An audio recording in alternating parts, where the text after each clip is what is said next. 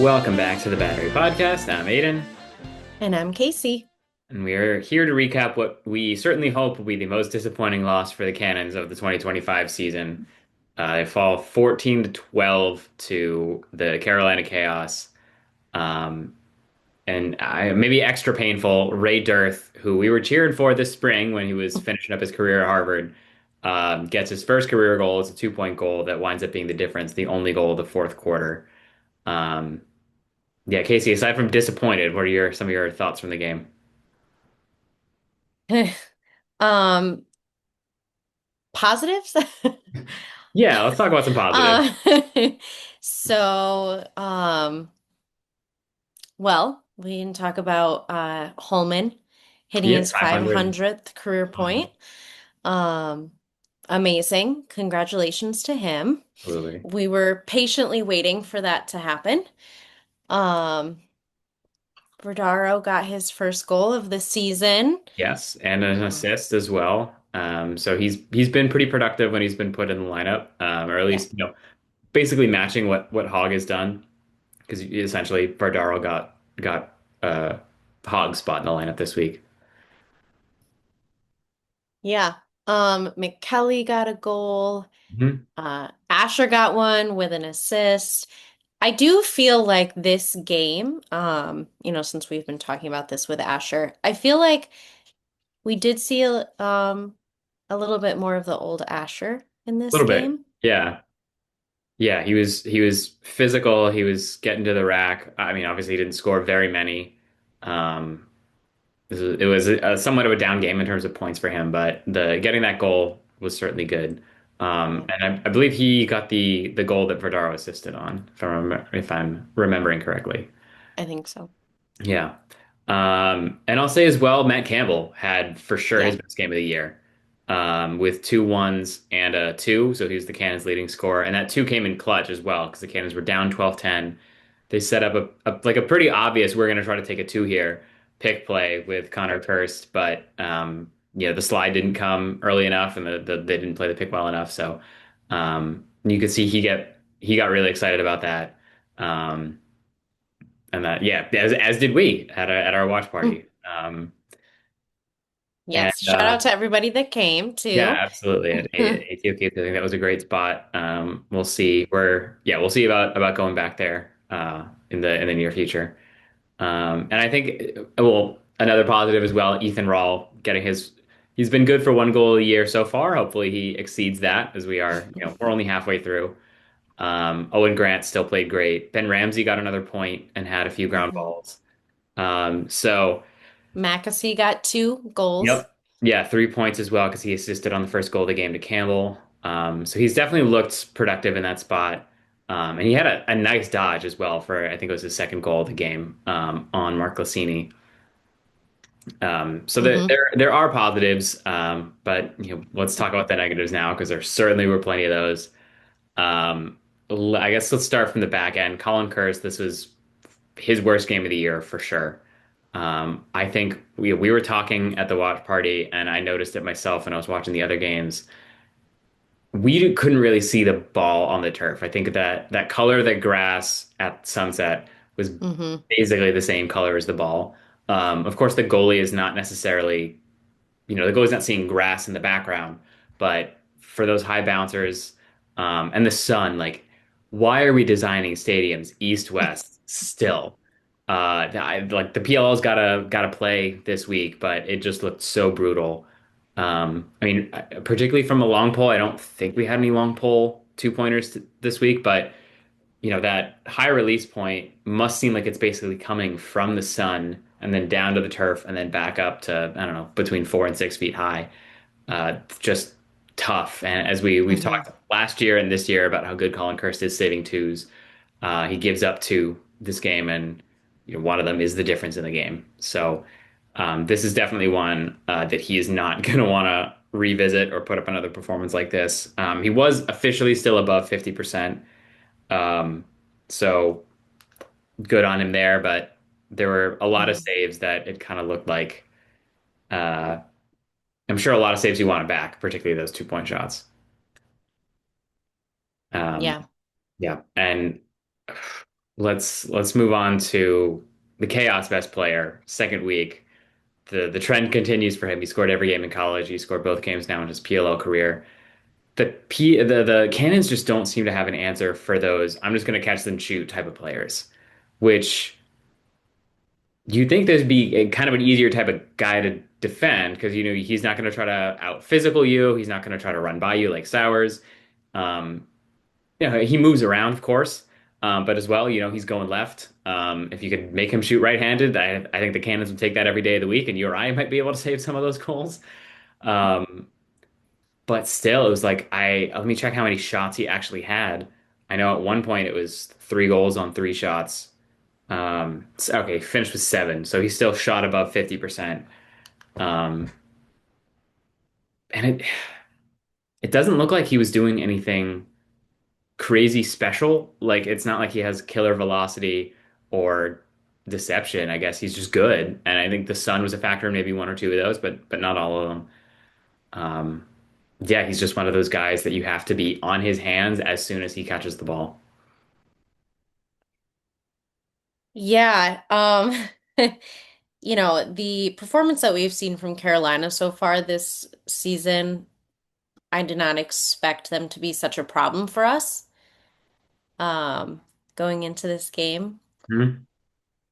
But even over the last like couple seasons, it's not that we've lost every game to them, but there's something that we still haven't quite figured out when we are matched up with them. Yeah. And I think you really saw that in the fourth quarter. I think the Cannons, I mean, they were leading at halftime.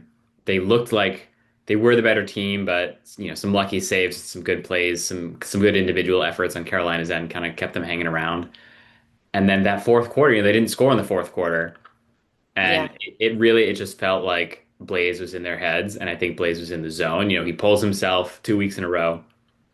Yeah. I think I said to you, I forget if I said it on the podcast or not, that playing a team the week after they get blown out might, it could be a little dangerous because that team is like, well, that's not happening again. Right. And, and that strategy of the Cannons dodging midfielders were better than their short sticks. So you figure, someone's going to be able to beat their guy. And we saw the Whips do that all day last week. I think they maybe stuck to that plan a little too much in the fourth quarter. That what was working in the first half was that it was ball movement, unsettled situations, and not just a one-on-one guy. Because if, as we've seen time and time again, if Blaze gets an off-balance shot down the alley, he's saving that 10 times out of 10, and it's going the other way. And he was locked in that fourth quarter. Finished with I think it was 21 saves. So well above 50% for him. Hmm. Yeah, I think I read that he had hit 1,100 saves, Yeah, like career saves in that game, which, I mean, unfortunately, I have to say, like, that's awesome, props to yeah, him, even though he played against us. But, um, yeah, I mean, it's still Blaze, though. He's a great guy. yeah. I don't think anyone dislikes Blaze the person. No. Not at all. Uh, Let me pull up the all-time stats here, just see where he is. I know he's uh I think hopefully he he's doesn't have too many more. 4th. Yeah, he's seventh. Okay. And funnily enough, his teammate Austin Kaut is eighth. Blazing Oh. 84 more to catch Brian Phipps for sixth, and he needs 865 more to catch Drew Adams, who is first. Well, Drew Adams, that is not who I thought would be on top. Um, so I don't know. Number one might be a little out of reach for him because he has played 10 seasons already, but Mm, he'll definitely keep climbing those ranks. And honestly, he might get six, right? 84 saves is would be like a little less than 20 a game. So I mean, it's tough, but if the KS somehow managed to make the playoffs and he gets another 10 or 15 there, hmm. Blaze, you can retire anytime you want, though. Don't feel compelled to chase that record. It is not a problem. Uh, yeah, Yeah. I mean, this was a tough one to watch. I on that ride home and when I got home, it really stung because this felt like it should have been. There's no gimme wins in the PLL, but this should have been the easiest win. I mean, the Chaos have put up some stinkers. Hopefully, I mean, I think they will maybe put up one or two again. I know they're going to play. I think they still have to play all the teams in the Western Conference once more. So yeah, we'll see. The Cannons wouldn't play him again until potentially a championship game. Fortunately, that unfortunate first round playoff exit won't happen again. Yeah, I don't know. I don't particularly want to talk about this game for too long. It was a really tough one, but uh, Yeah. I don't know. I don't want to touch. I mean, we saw penalties again. They didn't have a crazy amount, but I think they did have more than the Chaos. And the communication on defense in this team that it isn't the strength that it should be. I mean, Rawl and Grant are still having phenomenal seasons. But down low, Hmm. it seems like, in that pick game, and those unsettled situations where guys need to, everyone needs to find their guy or they need to know where the slide's coming. That there's sometimes where there's no slide, sometimes where two guys are sliding, and then of course someone's open. It's yeah, it's not looking as crisp, as organized, as professional as it should be. And I think we saw some of that from the Syracuse defense, where John Oderna coaches as well. Um, so you hope. I mean, of course, these are better caliber players. Although Michael Grace from Syracuse is now playing with the Atlas, and I'm sure some of those other guys will get drafted too. But I mean, yeah, Colin Kirst, I'm sure he wants that game back, and he feels he should have saved those 2 pointers if nothing else. And again, above 50%, he wasn't the reason we lost, but the the defense does not give me as much confidence as I thought it would going Mm. into the season, knowing Keelty was healthy and Epple and Young would be in maybe more comfortable roles. Yeah. How do you feel, how do you feel Keelty's been doing since he came back? It's tough to say. I mean, he's been the on-ball guy for a lot of these matchups. Right? Like he took Sowers, um, he took I forget who he had on the Atlas. Um, I can't even remember all the games now. I think I don't remember who he had there. Oh, he had Malone last week with the whips. And I think, like, I don't know who the right answer is because you don't want him covering someone like Hiltz or Jake Taylor. Um, because those guys are moving all over the field and his head's got to be in a swivel. Maybe he can't communicate. Like, I don't know what it is, but yeah, he just doesn't look. He's not. I don't think he's not an elite on-ball cover guy. He's obviously still a fantastic individual defender, but yeah, he's gotten beaten a few times this year. And well, the biggest highlight was definitely that Ross Scott behind the goal dodge, sending our beloved boy Jeff Traynor to the ground. But it felt like there have been a few of those moments where the guy just gets free. Um, Hmm. yeah, and I don't think Yeah. Jeff either is having. I mean, I think he absolutely should have been a finalist for D-Mid of the year last year, and I don't know, maybe that leg's not fully healthy. I don't know how you could recover from a torn meniscus or MCL, whatever it was, Right. in 4 months.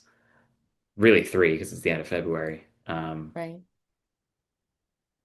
Yeah, I mean, Mm. Andy's great. I still have all the confidence in the world in Rawl and Grant and Goodrich. Hopefully, we do see Fairman in the second half of the year. Although I don't know, who comes out. Um, Did you see the size comparison? Here's something a little more lighthearted, right? When Stillstrop got his goal, oh yeah, um, and then you just see like Owen Grant was already moving towards him, yeah, and and you see them collide, and Owen Grant is like twice his size and makes Stillstrop look like he is like a child. yeah, yeah. And we saw that in the Chaos Huddle too with Ross Scott and Owen Heltz. Like they are short guys. And Sharon Lavides is really tall. Jackson Iker's really tall. So it kind of had that look of like they invited two kids to play like practice with the team. And I wish Chaos, Hmm. if you would love to give a child Owen Hiltz a spot, please do. Um, but I wish you could have done that against us. I think Yeah. the last thing to talk about is the face-offs. Hmm. I mean, it's not drastic. It's kind of what we knew that, we know Right. Tucci's not an elite face-off guy, but Inacio, what an upgrade over Nick Rowlett. Um, Yeah. They made a really good move there. yeah, it seemed like, of course, we don't know if Rowlett had played that game with the Cannons of one, but they would have had the ball a little bit more, and it wouldn't have felt like when the Cannons had the ball with like 130, 120 to go, it was like, oh, they have to score two here because if they score one, Hmm. they do not have confidence they're going to get the ball again. And I think Yeah. Tucci, he was, oh, that's the wrong week. He was below 50, not like Yeah. drastically below. He Uh, was like around 40%. uh, yeah, he was 44, and then Connor Kirst actually took and won a face off as well, so good Hmm. for him there. Yeah. Uh, yeah, and it was still, I remember one or two of those moments, and I mean, he was rewarded for it of just as soon as he wins the face off, he runs forward and shoots. But Hmm. I don't know, doing that against Blaze when that feels like that's the scout that the whole world knows it's coming, and it's coming from decently far away, and it's just immediate transition the other way. It's like it's the least productive shot. Like you got to aim right for that corner where it's either missing the net or going in, because Hmm. that's too tough to give a team like that extra possessions. And just waste Yeah. one of your own, right? Like when Tucci's going below 50 to take one and immediately give it back to the other team is tough. Hmm. Um, all right, Yeah. let's quickly wrap up the other games from the weekend. So Okay. started off California homecoming, which I don't think we mentioned. Um, what a beautiful place to live. Um, It looks lovely. yeah, yeah, um, Unfortunately for the Redwoods, they yeah. The went first 0 team and to go 2. 0-2 this year. That And I was was surprised. Yeah, I wouldn't say I am surprised because of their matchups. The Outlaws seem to have figured things out. Four Hmm. 2-1 winners can work together on offense apparently, and It's just the McNeely, Pat Cav show. yeah, yeah, he was the top performer in fantasy this week, I believe. Damn, Um, 95 points. yep, hard to top. Uh-huh. And 8 points in the real game, 3 goals or 5 goals, 3 assists. Yeah. Um, So 18 to 12 win for them. McNaney still looks great. Weirman actually dominated early, and TD was I not want good. to talk about that. Yeah, he was not good in either game. He was 44% there, and honestly, it felt worse. And And then, then 35% yeah, I in guess, Philly. yeah. So I mean Was that it that felt like Stathicus? yeah, Stathicus. Like I certainly would have given him the edge against Stathicus. Weirman, I think has done all right against him, or did all right against him last year. Um, yeah, he's had some struggles in the pros, and this certainly was one. Mm. I mean, I think partly part of doing so badly against Stathicus was going back to back. Uh, Hmm. but yeah, No, that's I'm surprised.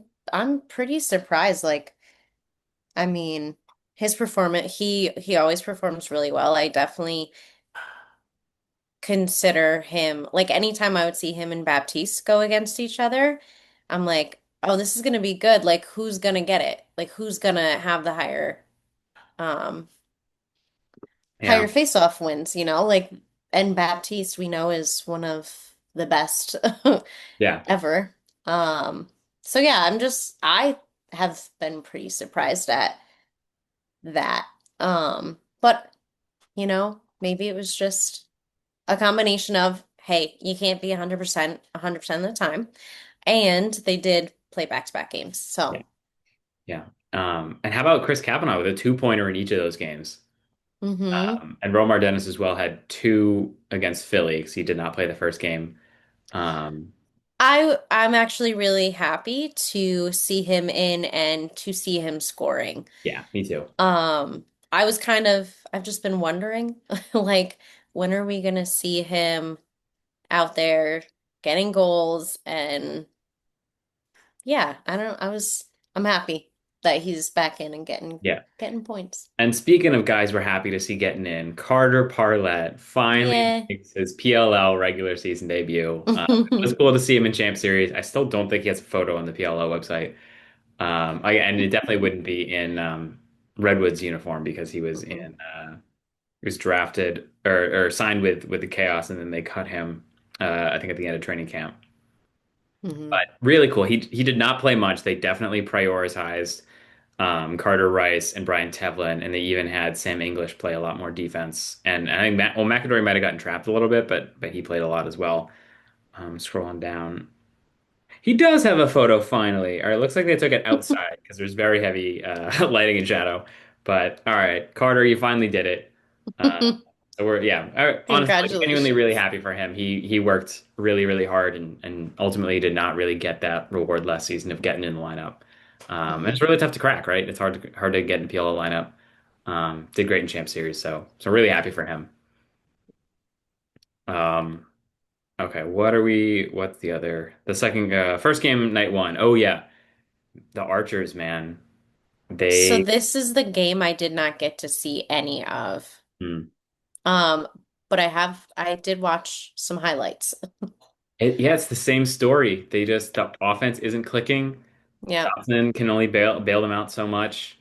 And Sisselberger's 14, he was 14%. yeah, he got thrashed against, I mean, it's He Baptiste, on but I would have expected him to go 40, 45 in previous years. Like he's been great. Yeah. And he most certainly was not this game. I feel like and may I never want to like I never want to be mean Oh, or sound mean, but like I remember his rookie year, I like he just came out hot. yeah, And it just seems like with this season, it's just taken a really like quick nosedive. And he's way better than that 14% yeah. for I would sure. have grouped him. You know, it's still Nardella and Baptiste at the top, and then I would have put like TD and honestly probably with Sisselberger in that like second tier. And I don't think he's been above 50% in any game so far. I know like Tucci got the better of him, and no offense to Zach Tucci, but like that is kind of like I would have put Tucci last or second to last because Nick Rowlett among faceoff specialists, and um, yeah, Tucci had a very good day at the stripe against him, 50 something. And yeah, then the Archers just keep throwing the ball away at the worst moments. I looked up and yeah, talking with our Archer superfan friend Jackson, the turnover numbers for Schreiber are not good. And they had 8 goals in 3 of their 5 games so far this year. That their season high is 12. Yeah. Yeah. Which was their win over the Archer or the Redwoods. And then their other win was 8-7 against the Whips in that downpour. I don't have any particular love for the Archers. I don't want to see a three-peat. I think I would rather see a Right. three-peat, I guess, than the Whip Snakes win. But aside from yeah, I think I would still rather them three-peat than the Whips or the Water Dogs win again. Mm. Atlas, I wouldn't like, but I would be happy for them and for our friend Scott. Um, because they've In game. yeah. Yeah, they've had some struggles, but um Hmm. yeah, I mean, yeah, no sympathy for the two-time defending champs, right? Like if the Chiefs come out and look bad next year, no one's gonna have any sympathy for them at all. Right.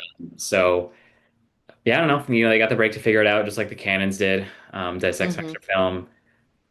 I don't know, we can't blame it all on Trey LeClaire at this point. Like there's 19 other guys No. that are professional lacrosse players. Um, Right. so someone's got to And score, I don't know, 3, 4 more points a game and get you guys into double digits. Um, yeah. and They've got a few things that they need to figure out. Yeah, like I mean, just the communication, like knowing where guys are, not getting strip checked, Yeah. and I guess we have talked about the other Redwoods game already. They lose 12-9 to the Dogs. This felt kind of like one where the fatigue caught up with them. Um, Sowers did his thing to an extent, 1 goal, 3 assists. It's kind of how his season's been going so far. Hannah had a great second half with 3 goals. McCardle keeps putting up points. Yeah, I don't think they had any twos. I mean, it was kind of it was a story of two halves, right? Because the Woods get three twos in the first half. Really, with a couple minutes into the second quarter, they had three because Dennis had one right-handed, one left-handed, and then Kavanaugh had one, which also like he's not the best player, but no one can shoot the ball like Romar Dennis. Like a 2-point shot on the run, a 2-point shot with each hand. Like there's you can count on your fingers the number of players that can do that that are in the league right now. Hmm. Uh, so he is really fun to watch when he's on his game. And Yeah. he was an absolute animal in sixes that first year. Unfortunately had an injury with the Woods the second year, but Mm. I hope the Woods get back because I would love to see him play in that format again, where he Yeah. literally he just pulls up from midfield. Um, Hmm. but I'd then love to see it in person. yeah, well, I guess we might when they play in Harvard at the end of the year. Hmm. But hopefully no 2-pointers against us, or maximum one, and then we get two or three back Three. on the other end. Yeah. Um, yeah, cool dude. Mm. Yeah, you and Jack, didn't you guys get to meet him? Yeah, so the first year champ series, we were in the same hotel as the players, and the one night, it was a pretty small group of us. I think it was three or four. Me and Jack and someone else went down to the hotel bar, and we saw Romar Dennis, who's obviously immediately identifiable, and talking to another guy um, who figured out later was Brian Teplin. And talked to them for quite a while. Like had a whole drink, had a whole conversation. Um, yeah, really nice dude. So kind. I think he won. I forget what it is. Like the human whatever the version of like the PLO humanitarian award is. Hmm. Got not leadership, but something like that. Yeah. Yeah. So it's really nice to see him do well. And if I ever get Yeah. another Woods jersey, perhaps it will be his. Um, Yeah, but I just they just ran out of gas in that second Yeah. half. It was interesting to note Dylan Ward got the start for the Woods again. It feels like DeLuca's been the better goalie so far, but maybe they wanted to give each guy a shot. Hmm. Um, Yeah. He's went 66%. yeah, oh yeah, he had a good game. I think this Hmm. it certainly was not the Woods' best game. Definitely getting them on the second night of that back-to-back helped. Yeah. Um, and so, talking about the parity in this league, this does put the standings again. The Atlas, the Cannons, the Water Dogs, all at 3 and 2. The Whipsnakes at 2 and 3, and then the Outlaws at 3 and 2. The Redwoods, the Archers, the Chaos, all at 2 and 3. So it really is anyone's league, anyone's game. Hmm. It is obviously those four 3 and 2 teams: Outlaws, Atlas, Cannons, Water Dogs. They're in Champ Series at the moment. Outlaws are actually the number one team in the league now with score differential because they have +5, Atlas +4, Cannons +1, and then Dogs at 0. So it is this second half of the year. There's still an awful lot to play for, and I think Yeah. teams are for sure going to have a lot to play for in the second half of this year. Um, all Yeah. right. Any other final thoughts before we wrap up, Casey? This weekend's All-Star, the All-Star break. Tune in. I'm excited that we're gonna have the WLL Yeah, back playing this weekend, which is super cool. Um, I'm I excited to don't see if think Charlotte North can top her velocity. Because like the fastest shot to have the women included is like it's very cool, but like they're not going to top 100, I thought. Mhm. And then like they were all in like the 70s, and then Charlotte comes out and hits 92. Nothing again, not that Yeah, 70 is anything to be embarrassed. Like I sure. barely hit 70s, but she literally like she can do things that other every other lacrosse player in the world cannot do. Like she just Yeah, shoots like 15 miles an hour faster than everyone else. And she's yeah. not crazy big. Like Romar, it makes sense that he's one of the fastest shooters in the league because he's 6'6". Charlotte North, we saw she's like 5'7". Yeah. So that's really cool. And, Yeah, yeah, just very cool to keep that going on. Hopefully next year they have a full season or somewhat of a season. yeah. And I'm super interested to see how, how quickly we're gonna see. an effect of ESPN being an investor now. Yeah.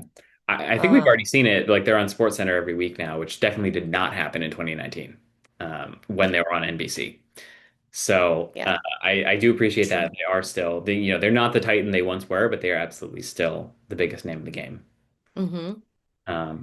Um, One thing that we definitely need to just touch on really quickly, um, a huge congratulations to Marcus Holman and Alex yes, Ost, yes, on their announcement. Um, I don't know when they're due, but they are going to be having a baby. yeah, the first one. So Yes. it does maybe put that thought in your mind. Maybe this is Marcus's last year either way. Hopefully it ends with the championship. I feel like if they win the championship, that'll definitely be it for him. But there are many more important things in this world than lacrosse or the PLL. Yeah. And yeah, starting that family is one of them. I'm sure the vibes in that locker room, I'm sure, all the players and certainly his father, the coach, have known for a while, but really exciting to see that. I also want to just say, like, Jack's girlfriend also called it like several months ago from It looking was at, me. oh, it was you first. It Sorry. was me. I couldn't remember who had done it first, Casey. I am so sorry to not give you that credit. Yes, you went on Alexa's Instagram like 2 months ago, and It's just an intuition. yeah, Not that Alex is gonna watch this, but not you guys did a great job at hiding it. Um, I'm yeah. But just then, a very observant person, and texted you guys like, I wonder if she's pregnant. yeah, I think it for this reason or that reason, whatever. And then that's when Jack's girlfriend was like, yeah. no, I think the same exact thing. And once she didn't get picked for the WLL All-Star game, like that's kind of what confirmed it for me because she Yeah, absolutely would be there if she was able to. yeah. I mean, maybe she'll still be there, like cheering on her husband, whatever, but probably not participating in any skills challenges or certainly not competing on the field. Yeah. Yeah, so I don't think we're not going to have a watch party for that. It is like, technically the 4th and 5th of July. Well, I think we all are going to be barbecuing on the beach, shooting off some fireworks, all those typical American things you do this holiday weekend. I don't even think they've announced the rosters yet, which seems kind of nuts. I was actually just trying to look for that earlier, and I Yeah. don't think that they have yet either. I think we can probably expect it tomorrow, Monday, when you're listening to this, or Tuesday at the latest. I'm sure the players all know because they have to have their flights booked and everything. Yeah. But yeah, us fans. Well, all right, let's just do a rapid fire all-star speculation. So it's two goalies. I feel like Colin, yesterday was not his best game, but I feel like he's going to be going again. I feel like Holman's going to go off name recognition. Um, Owen Grant, I think, deserves to be there. Um, any other names you want to throw out? I mean, Ben Ramsey's had a great start. I'm not sure for LSMs in the East. I mean, Danny Logan missed like 2 games, I think, so Mm-hmm. I feel like that's too much to send him. Um, Mm-hmm. Do you have to play a certain amount of games in no, order no. to? Like Okay. I think Will Manny technically could go because maybe everyone in Boston voted for him, but that feels like maybe Yeah. he could step in at that point. Uh, yeah, that's why I thought Mm, Play shouldn't have won goalie of the year because I think he only played 6 complete games and then came out early in 2 others. hmm. Yeah, I don't know. Marcus, I think Campbell, Grant, Kirst. Um, if it's two face-off guys, yeah, it feels like that's Baptiste and Nardella. Uh, Hmm. that might, I mean, there's only, it's the All-Star team is made up of, it's only the 4 teams in the league. So it feels like there's probably going to be some more guys, but like Hmm. maybe McAsee's done enough to get slotted in there. Um, Nolting, people, like fans like him. I think the other players don't. What about Drenner? Oh my God, yes, of course. Like, yes, absolutely. Drenner belongs. He on maybe more than anyone else that I've listed. Yeah. Possible exception of Owen Grant. Yeah, he's had, I think the not surprising because we all know he's capable of that, but definitely the most like I'm still here type of season. Let me see where he is in I honestly don't think that he looks like he's slowing down at all. And I don't know exactly how old he is, but I think he's in his early 30s. yeah, like, or maybe even mid 30s. He is He's got more gas in the tank, I think. yeah. Yeah, he has how many points? Can you yeah. Um, Holman's got 14. Okay, he's got 10. But which is the same number as Holman. And Okay. McAsee. Yeah, it always seems like point totals should be higher. But it's a very short season, and it's not like college where, the 10 best players are scattered around and playing a lot of subpar competition in the early part of the year. Like, we're not going to see I mean, we'll see an 80-point score in the PLO once they're playing 20, 30, 40 games, but um, probably not in a 10-game season. And 80 points oh, no, that was 80 goals, sorry, from CJ Kirst. I don't know how many points he had on the year, but we definitely won't see an 80 goal season for a long time. Yeah, I guess those are our semi-official picks. Colin Kirst, Owen Grant, Ryan Drenner, Matt Campbell, Marcus Holman, maybe McAsee. We'll see how much our fellow Bostonians loved him or felt loyal to King Manny. Yeah. All right. So no watch party this weekend. Probably not going to do a recap episode of the podcast. But we do have a tentative guest that we're hoping to get. So we will have a guest on and a preview, of course, of the matchup against I totally know who the Cannons are playing in their next game. The New York, the it's New Alice again. York. Yes, the rematch against New York. That will be fun in beautiful Chicago. So it'll be a windy game, you know that for sure. I Um, can't wait for the trash talking with the Stampede. oh my, yeah, it's gonna be fantastic. We'll talk them, text them now and start it. We got this build up for weeks. Um, yeah, so enjoy the All-Star game. I hope you voted to send our beautiful Boston boys in, and yeah, we will talk to you next week and get ready for that rematch against New York. And until then, go Cannons! Go Cannons. Boom! Boom.